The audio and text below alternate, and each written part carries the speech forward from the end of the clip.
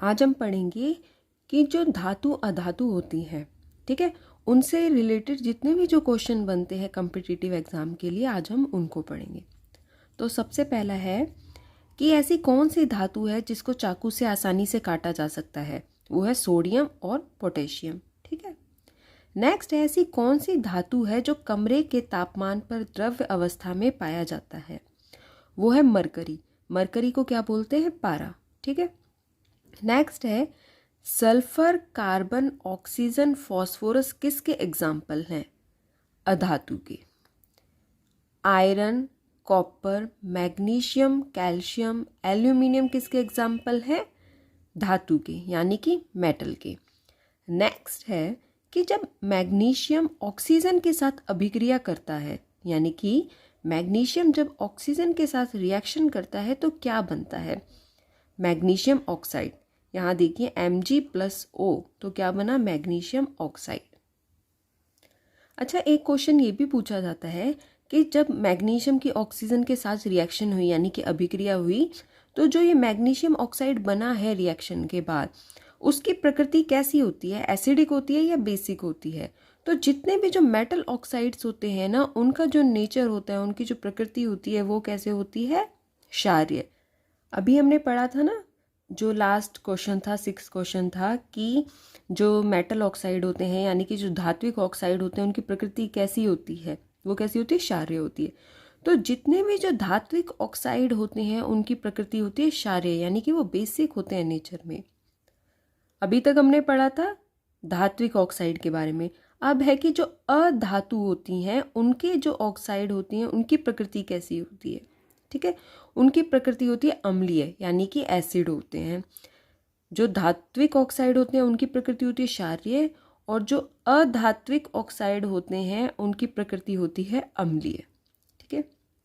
Next है कि ऐसी कौन सी धातु है जो जल के साथ अभिक्रिया करके ऊष्मा उत्पन्न करती है, वो है सोडियम, ठीक है। नेक्स्ट है ऐसी कौन सी धातु है जिसको मिट्टी के तेल में संचित करके रखा जाता है, सोडियम, ठीक है।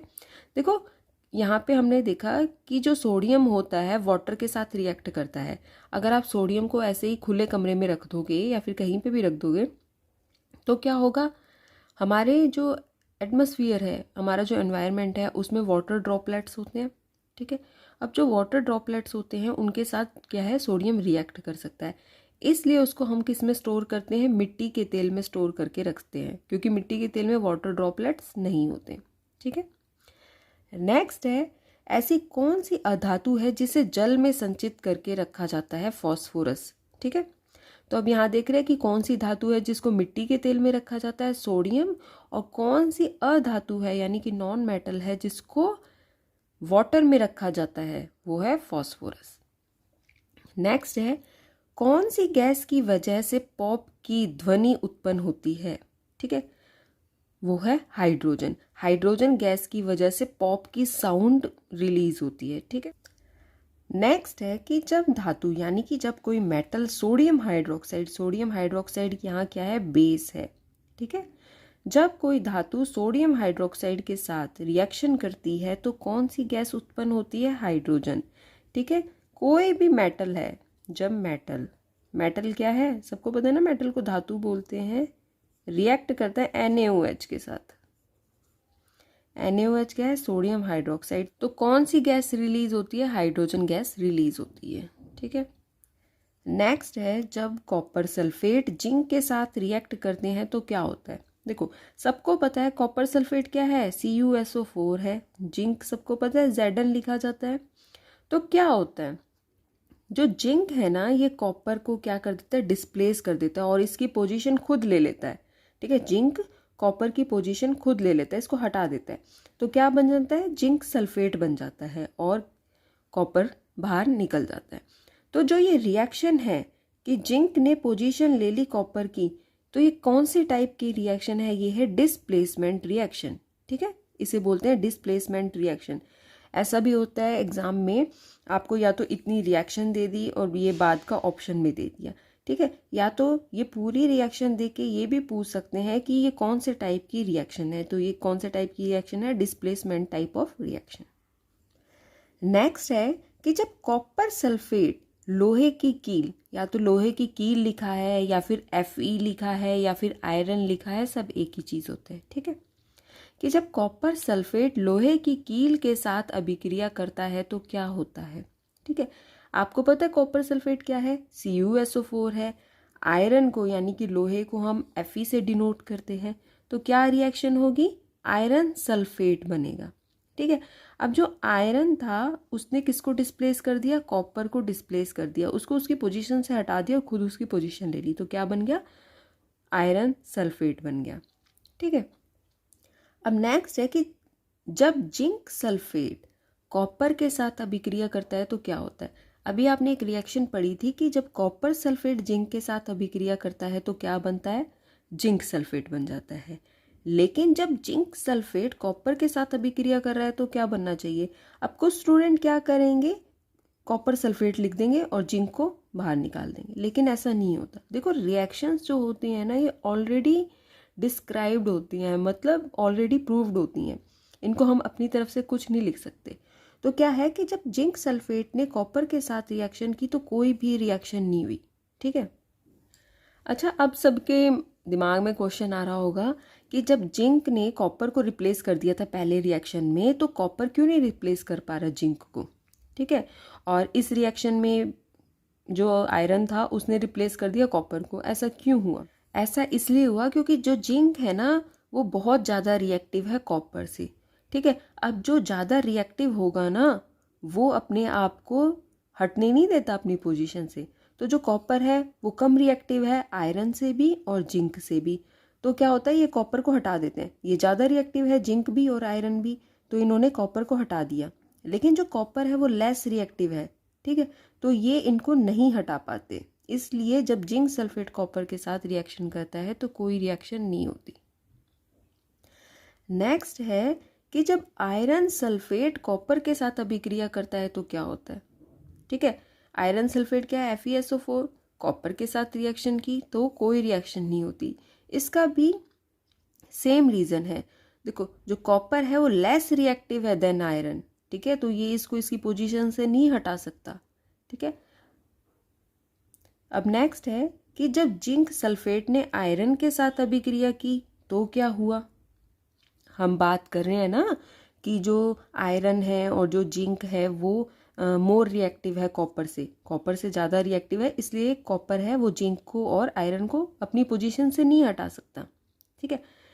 लेकिन अब हम कह रहे हैं कि जब जिंक सल्फेट, ठीक है, अब हम जिंक और आयरन की बात करें कि जब जिंक सल्फेट और आयरन की रिएक्शन हुई तो भी कोई रिएक्शन नहीं हुई। ऐसा क्यों, ऐसा इसलिए कि जो जिंक है ना वो मोर रिएक्टिव है देन आयरन, ठीक है। अब हम बोलें कि आयरन, कॉपर और जिंक में सबसे ज़्यादा रिएक्टिव कौन सा है, जिंक सबसे ज़्यादा रिएक्टिव है, उसके बाद आयरन का नंबर आता है, फिर कॉपर, यानी कि जिंक सबसे ज़्यादा रिएक्टिव, उसके बाद आयरन, फिर कॉपर। अच्छा एग्जाम में देखो ऐसे भी क्वेश्चन पूछा जाता है, कॉपर सल्फेट आयरन के साथ अभिक्रिया करते हैं तो आयरन सल्फेट बनता है, लेकिन जब आयरन सल्फेट कॉपर के साथ अभिक्रिया करेंगे तो क्या बनेगा। देखो तब कोई रिएक्शन नहीं होगी। क्यों रिएक्शन नहीं होगी, सेम रीज़न है। आयरन सल्फेट क्या है, FeSO4 है, ठीक है। अब FeSO4 में जो Fe है, यानी कि जो सेम ये वाली चीज़ पूछी गई है यहाँ पे, यही क्वेश्चन यहाँ पे पूछा गया है कि जो FeSO4 में जो आयरन है वो ज़्यादा रिएक्टिव है एज़ कम्पेयर टू कॉपर, तो कोई रिएक्शन नहीं होगी। इतनी देर से हम बात कर रहे हैं कि ये मेटल यानी कि ये धातु बहुत ज़्यादा रिएक्टिव है, ये कम रिएक्टिव है, इसके साथ रिएक्शन नहीं हो सकती, ये ज़्यादा अभिक्रियाशील है। अभिक्रियाशील का मतलब होता है इसकी रिएक्टिविटी, ठीक है। तो ये जितनी भी जो ये लिस्ट दी गई है ये सारी मेटल्स हैं, ठीक है। तो इनमें सबसे ज़्यादा स्ट्रॉन्ग यानी कि सबसे ज़्यादा अभिक्रियाशील कौन सी धातु है, पोटेशियम, फिर है सोडियम, फिर है कैल्शियम, फिर है magnesium, aluminium, zinc, iron, lead, copper, mercury, silver और गोल्ड, ठीक है।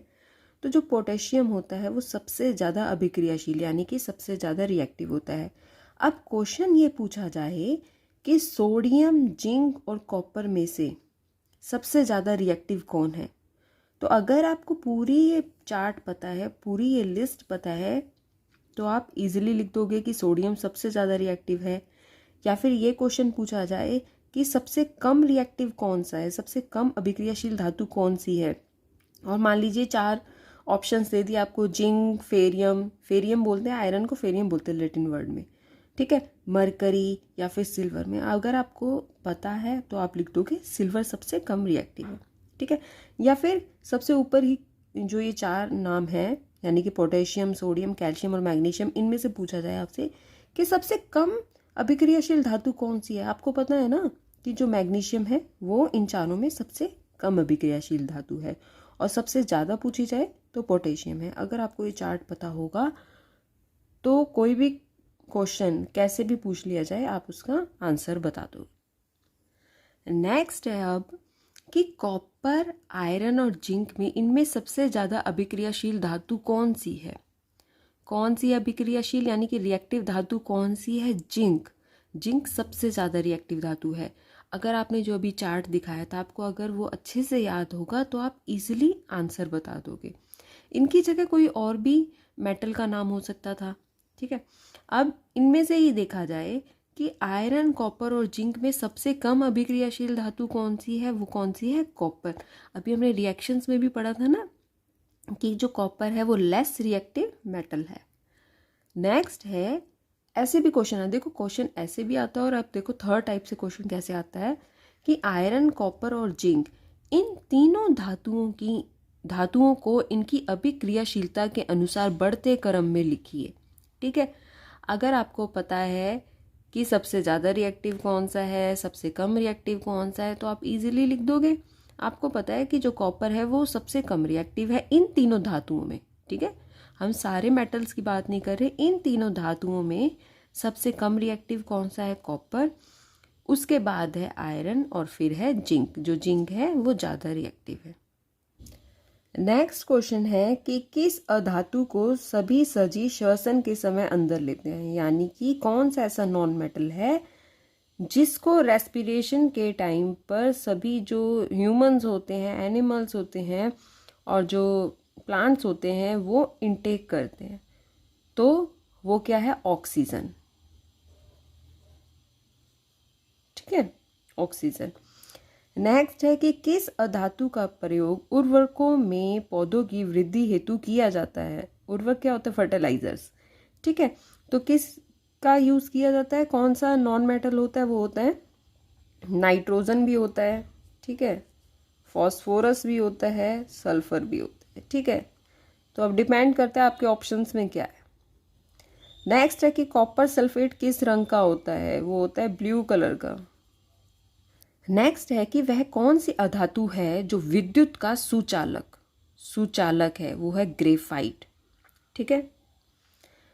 नेक्स्ट, कमरे के ताप पर द्रव अवस्था में रहने वाली अधातु, ठीक है, ऐसी कौन सी नॉन मेटल है जो रूम टेम्परेचर पर लिक्विड स्टेट में होती है? वो होती है ब्रोमीन, ठीक है। कौन सी धातु विद्युत की सबसे अच्छी चालक है? वो है चांदी, ठीक है, चांदी। नेक्स्ट है कि सबसे अच्छी आघातवर्धनीय धातु कौन सी है? गोल्ड है। और सबसे अच्छी तन्य धातु कौन सी है? वो भी है गोल्ड। नेक्स्ट है कि कौन सी धातु ठंडे जल के साथ तेजी से अभिक्रिया करती है? इसका आंसर है सोडियम और पोटेशियम। अब यहाँ क्वेश्चन में एक वर्ड ऐड किया गया है, ठंडे, ठीक है। अब ऐसा नहीं है, क्वेश्चन ऐसा भी हो सकता था कि कौन सी धातु जल के साथ तेजी से अभिक्रिया करती है, तो भी आंसर यही होता, सोडियम और पोटेशियम। बस यहाँ पे थोड़ा सा कंफ्यूज करने के लिए ठंडा लिख दिया कि ठंडे जल के साथ कौन सी तेजी से अभिक्रिया करती है, ठीक है। नेक्स्ट है, ऐसी कौन सी अधातु है जिसका उपयोग जल को शुद्ध करने में किया जाता है?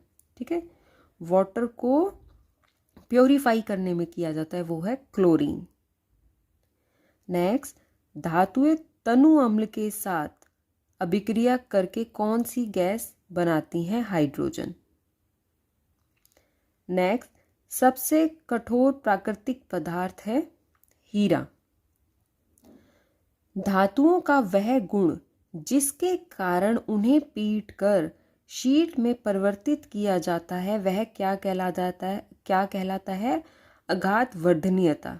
ठीक है, तो आपको अब क्वेश्चन यहाँ पे समझ में आया कि गोल्ड जो है वो सबसे ज़्यादा अघात वर्धनीय धातु क्यों है, क्योंकि उसको पीट कर शीट में परिवर्तित किया जा सकता है। एक छोटे से गोल्ड के टुकड़े से बहुत बड़ी शीट में उसको कन्वर्ट किया जा सकता है। ठीक है, नेक्स्ट है धातुओं का वह गुण जिससे उन्हें खींचकर तारों में परिवर्तित किया जा सकता है वह क्या कहलाता है, तन्यता। देखो तो सबसे ज्यादा जो तन्य धातु है वो कौन सी है, गोल्ड। नेक्स्ट है कि थर्मामीटर में कौन सी धातु का प्रयोग किया जाता है, वो है मरकरी। ठीक है, मरकरी को हिंदी में क्या बोलते हैं, पारा। अब नेक्स्ट है कि खाद्य पदार्थों को ढकने के लिए किस धातु पन्नी का उपयोग किया जाता है, वो है एल्यूमिनियम। नेक्स्ट है कि सबसे अधिक सक्रिय धातु कौन सी है, पोटेशियम। आपको याद है कि अभी हमने एक पूरी लिस्ट पढ़ी थी कि सबसे ज़्यादा अभिक्रियाशील धातु कौन सी थी, सबसे कम अभिक्रियाशील धातु कौन सी थी। ठीक है, तो वो लिस्ट अगर आपको याद है तो आप जो उससे रिलेटेड क्वेश्चन से मैक्सिमम क्वेश्चन पूछे जाते हैं उनका आंसर कर पाओगे। ठीक है, तो सबसे अधिक सक्रिय धातु कौन सी है, पोटेशियम। सबसे कम सक्रिय धातु कौन सी है, गोल्ड। अब हम यहाँ पे देख लेते हैं कि धातु के कौन कौन से गुण होते हैं। जो धातु होती है वो कठोर होती है, चमकीली होती है, आघातवर्धक होती है, तन्य होती है, धावनिक होती है, विद्युत तथा ऊष्मा के सुचालक होती है, मतलब good conductor of electricity and heat. ठीक है, तो अब कठोर होती है धातु, लेकिन कुछ एक्सेप्शन होते हैं। हमने आपको बताया था जो पोटेशियम और सोडियम है वो उनको नाइफ से भी काटा जा सकता, चाकू से काटा जा सकता है, वो क्या है, एक्सेप्शन है, और ऐसे ही क्वेश्चन पूछे जाते हैं। नेक्स्ट है अधातु। अधातु क्या होती है, नरम होती है, अधावनिक होती है, विद्युत तथा ऊष्मा के कुचालक, यानी कि bad conductor of electricity and heat. ठीक है, हथौड़े की हल्की चोट लगने पर टूटकर चूरा चूरा हो जाते हैं, मतलब नरम है। ठीक है, तो अब नेक्स्ट है एक क्वेश्चन, ये है देखना अभी कि निम्नलिखित में से कौन सा कथन सही है, ऐसे क्वेश्चन भी पूछे जाते हैं। सभी धातुएं तन्य होती हैं, सभी अधातुएं तन्य होती हैं, सामान्यतः धातुएं तन्य होती हैं, कुछ अधातुएं तन्य होती हैं। ठीक है, जो ये हमने ये पढ़ा है ना, ये आपके सामने लिखा है, यहाँ पे ये भी लिखा है। ठीक है, तो अब इसको पहले आपने पढ़ा, फिर उसके बाद ये क्वेश्चन पूछा गया, तो अब आप इसको पढ़िए दोबारा से और इसको पढ़िए, और उसके बाद इसका आंसर आप कमेंट बॉक्स में कमेंट करना कि कौन सा ऑप्शन सही है, ऑप्शन ए, बी, सी या डी।